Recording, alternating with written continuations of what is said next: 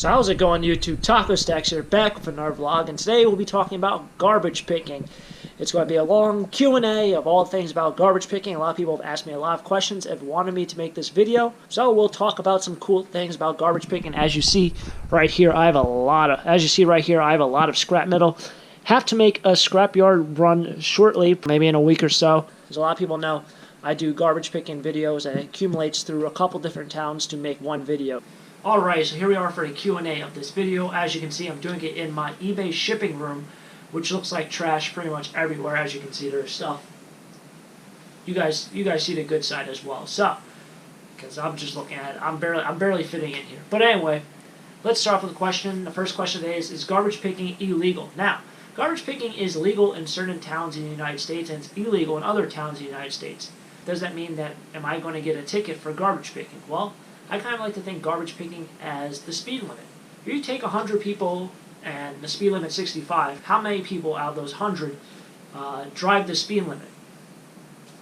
How many of them go over the speed limit? I would say about 90 to 95% of them drive at least 1 mile per hour over that speed limit.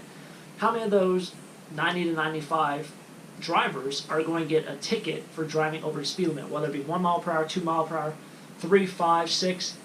Most likely or not, pretty much none of them will be getting a ticket for driving 3 miles per hour over. It doesn't mean you can't get a ticket. It does not mean that they are not breaking the law. It just means that they're not going to get a citation for what they are doing. Similar to garbage picking, it's not strictly enforced in certain towns.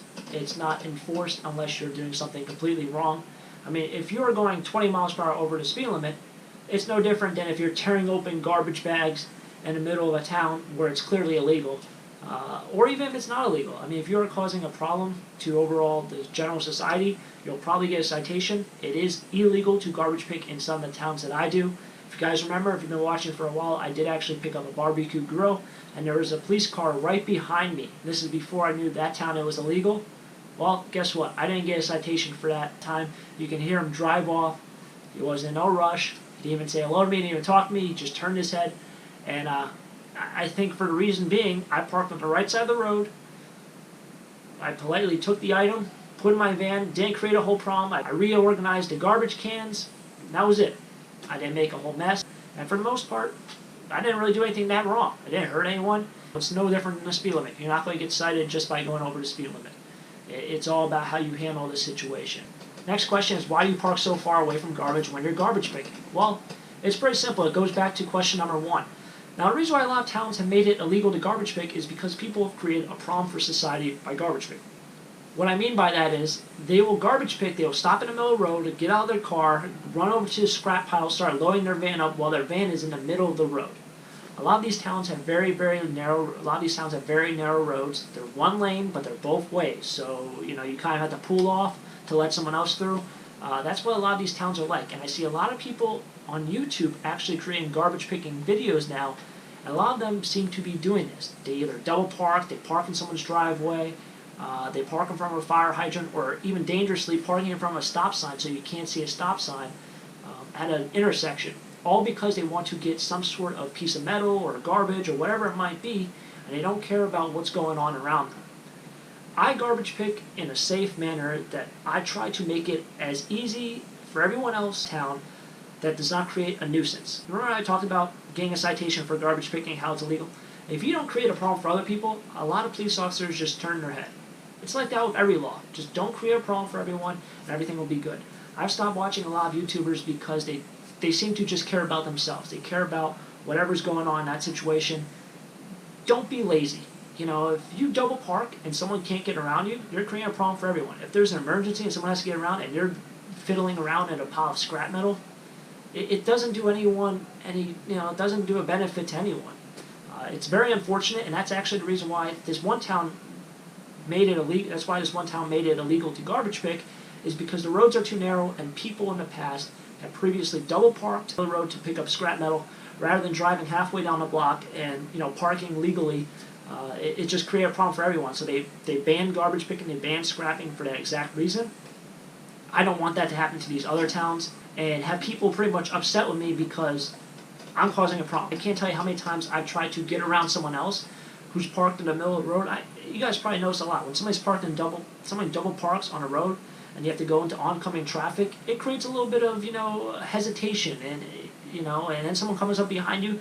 It creates a little bit of tension and hesitation, and you're unsure if you should do this, and they're upset because they have to go somewhere. And an overall sense of being, don't be lazy.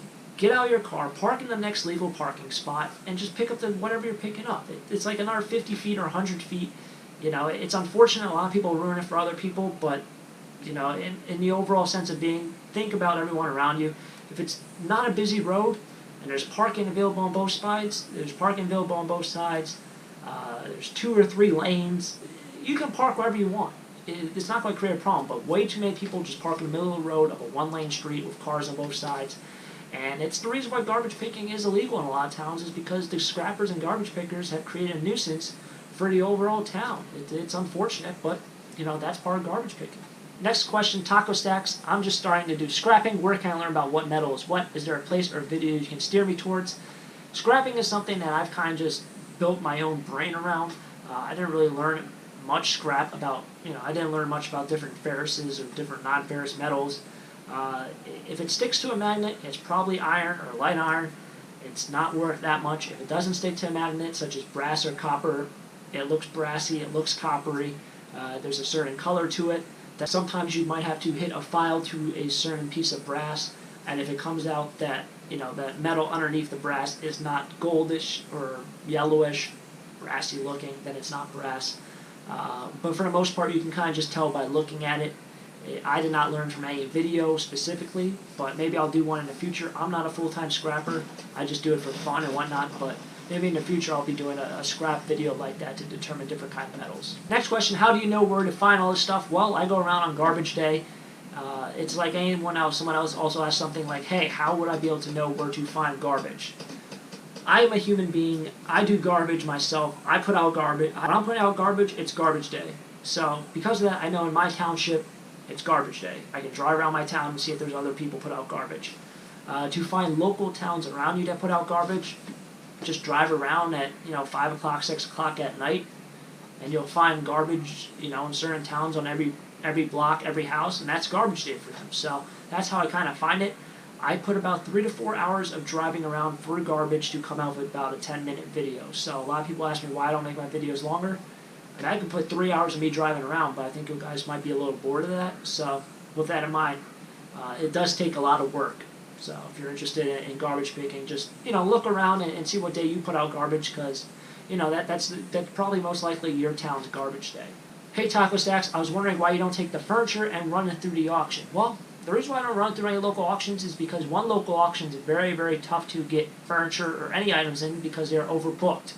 Another auction house, they take 50% if it's under $100. So a piece of furniture I might pick up that might be worth $20 or $25 at an auction, which is considered for furniture at an auction, especially around here, will end up meaning that I'll make $10 to $12. I'd make, let's say, $12.50. The amount of time it would take to make $12.50 would mean I'd have to take the item, put it in my van. That would be opportunity cost of what I put in my van. So if I take a big piece of furniture, I can't put other things that I find in my van in that same spot. I can't take that piece out and just throw it down somewhere else if I find something cooler. If that's in my van, it has to stay there. So that's one reason why I don't take a lot of furniture. The next reason why I don't take it to auctions is because it's going to take me an hour or 2 hours to drive that to an auction house and sit with the auction company and file the paperwork, all to make $10 or $12. So that's opportunity cost 2 different ways. I can be doing a lot of other things in those 2 hours as well. It's not beneficial for me to spend my time to do that. If I have a piece that's worth $400, $500, and I know I can still make a couple hundred on it, sure, that might be worth my time. But with 50%, buyers, with 50%, it just becomes a lot harder. You might be thinking, well, why don't you open up your own auction company or go see another one?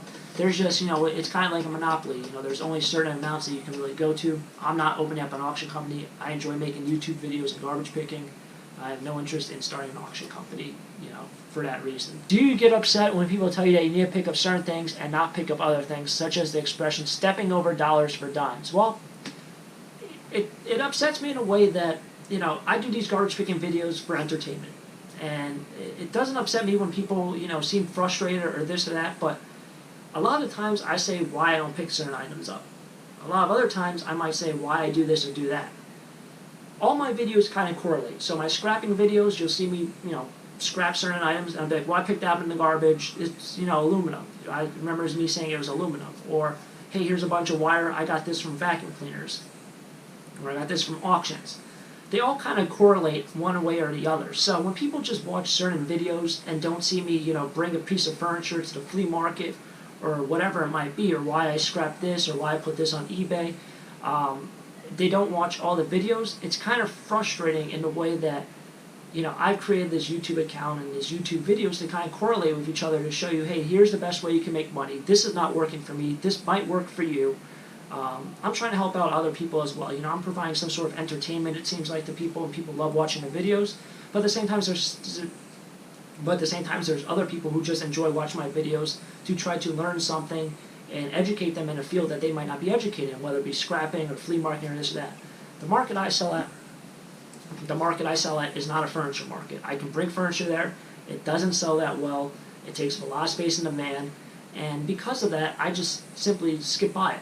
And it might be nice, it might be this, it might be that, but I can't sell it regardless because that's the market that I sell at. And, you might be thinking, well, go to a different market. Well, there's only so many markets you can go to and so many flea markets you can go to within a certain, mileage.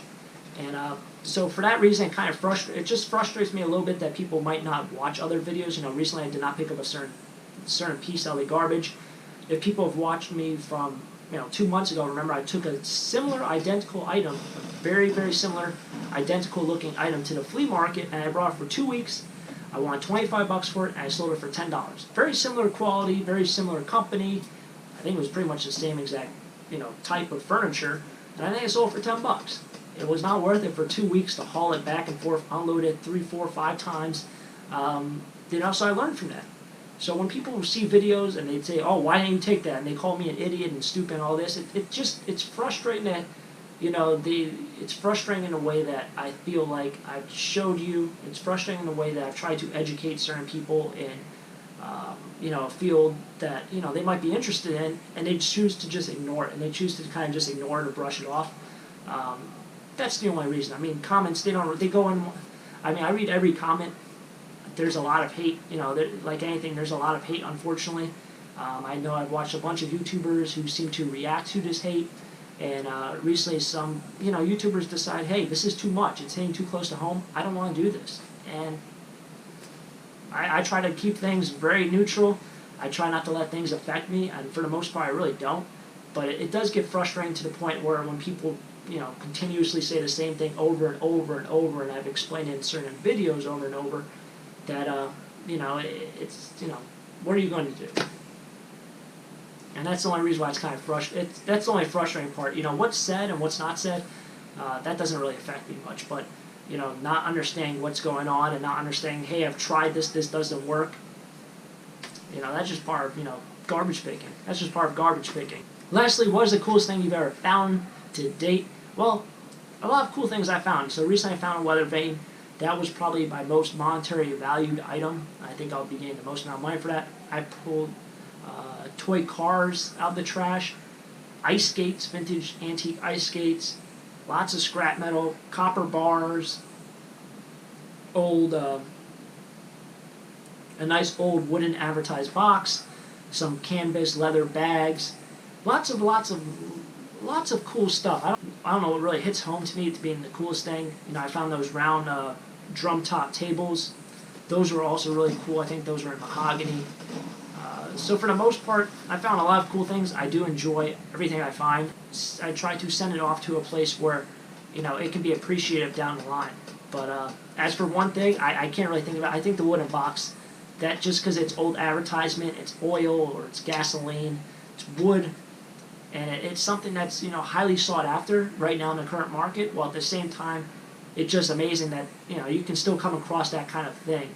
So definitely the wood box. Hopefully you guys have enjoyed the video. Hopefully this answers a couple questions for people out there who've been wondering about garbage picking. And there will be a garbage picking video coming out very shortly within the next couple days, so make sure to hit that subscribe button if you haven't, and stay tuned for that video. And as always, have a great day. Keep living the dream. Peace!